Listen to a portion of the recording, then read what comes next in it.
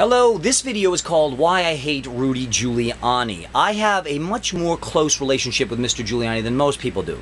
I've argued with him 22 times on live radio. He's had me arrested 6 times on false charges. I won at least 1 lawsuit against the crook.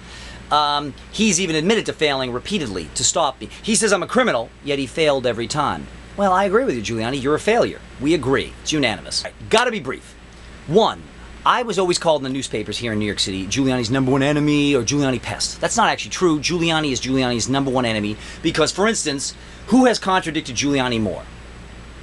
Giuliani. He's changed his story on every single issue. He's flip-flopped on every single issue. Giuliani has told me consistently that Giuliani lied, and I agree with him. I really do. Giuliani, I don't disagree on everything. I agree with him. He lied about his first marriage. He lied about his second marriage. He lied about the crime stats. He lied about the welfare stats. He lied about Bernie Kerik. He's admitted all these things, and I agree with him. He lied about his hair. He pretended he wasn't bald, then he admitted he was. I agree, Rudy. He lied about everything. But now, here's the point. Here's one of the major ironies. I'm maybe Giuliani's second biggest critic. One of the first ironies, I actually supported Giuliani when he ran for mayor. Ha-ha!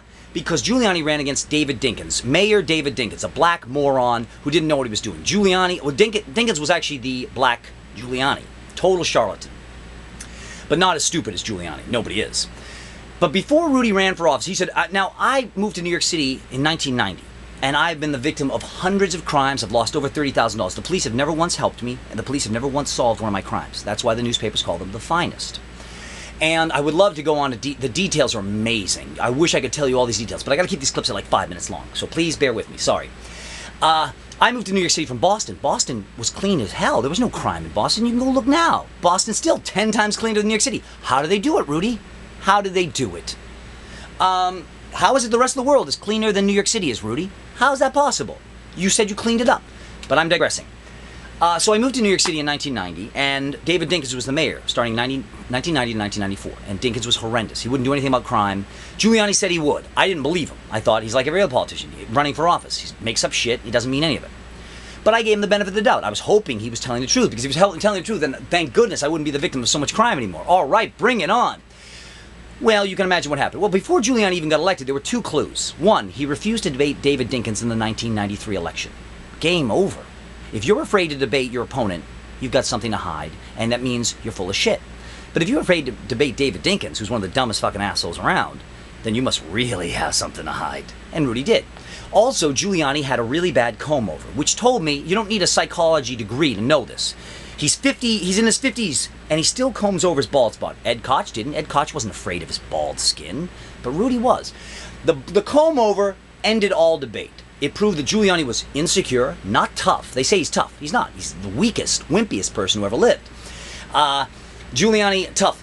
It told you that he was deceptive. He would go to the trouble of making people think he was something that he wasn't, that he had a full head of hair when he didn't, and he wasn't mature enough to accept himself the way he was. He would deceive people in order to make himself look better than he was and cover up any of his flaws. That is kind of symbolic of everything Giuliani ever did. Game over. But wait, there's more. So he gets elected and he creates a WABC radio show where he takes calls from the people. I'd love to give you stories about this. It's amazing. But long story short, first call, I asked him to do something about bike theft. I'd had so many bikes stolen.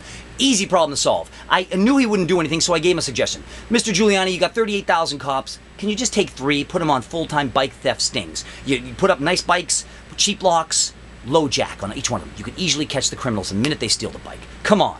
Easy to do. Giuliani sounded really bored. He said, I'll look into it. 2 years later, Daily News does a cover story photographing a bike theft in Washington Square Park in broad daylight. They ask Rudy, how do you explain this? He says, I'll look into it. That's a guy who's pretty tough on crime. Now, also, it gets worse. Giuliani said, you got to stop the small crimes, broken window, if you want to stop the big crimes. Giuliani's own words, not mine. Giuliani not doing anything about bike theft, increased murder. That's Giuliani's argument, not mine. Look it up. Broken windows. But wait, it gets worse. So he didn't help me. A second time I called, asked about some other crimes. He wouldn't help. Third time, I had been smashed in the forehead by these kids with an ice ball. I was bleeding. The police refused to help me. They refused to do anything. So I called up Giuliani. I said, Mr. Giuliani, I'm angrier at the police than I am at the criminals. The criminals did their job and got away with it. They did a good job. It's the cops who didn't succeed. The cops took the paycheck, didn't do the job. That's like grand larceny. So Giuliani said, oh, we really want to know about this. Stay on the line. Give us the information. Because I had the cop car number, the time of day, everything. It would take him minutes to grab the cops, call them in, and say, what the fuck happened? Is this guy making all this shit up? And so He passes me off. He says, "Stay on hold. We're gonna help you. We really want to help you," said Rudy Giuliani to me on live radio, WABC. This is 1994. He passes me off to his press aide, Kim Seraphin. Now, I immediately say, something doesn't smell right. Why did he give me a press aide? I'm not calling as a reporter. I'm calling as a taxpayer who was victimized by criminals.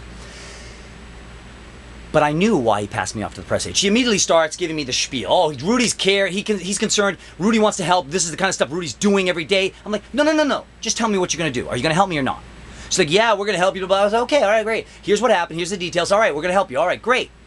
She says, here's my number. Call me if you have any questions. A week later, I call back and say, how's it going? She's like, oh, yeah, we're still looking into it. I'm like, you're telling me you can't call 2 cops in? The mayor who runs the NYPD can't call 2 cops in to find out why they didn't help a victim of crime? That smells really funny.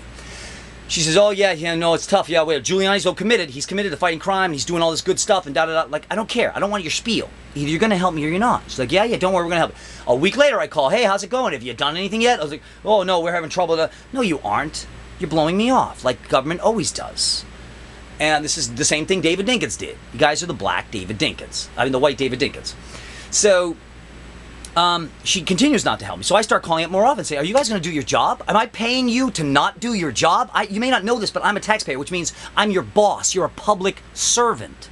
You're going to do your job? Tell me why you can't do your job. If you can't do the job, give me a phone number of someone I can call who will do the job. Is there someone who can control police corruption? Because Rudy Giuliani can't. Is there someone who will fight crime? Because Giuliani won't. And she wouldn't help me. So I finally went public. And all over the city, I was their worst nightmare. A victim of crime who said Giuliani wouldn't do anything about crime. It was Giuliani's worst nightmare. The only thing they could do was to stop me.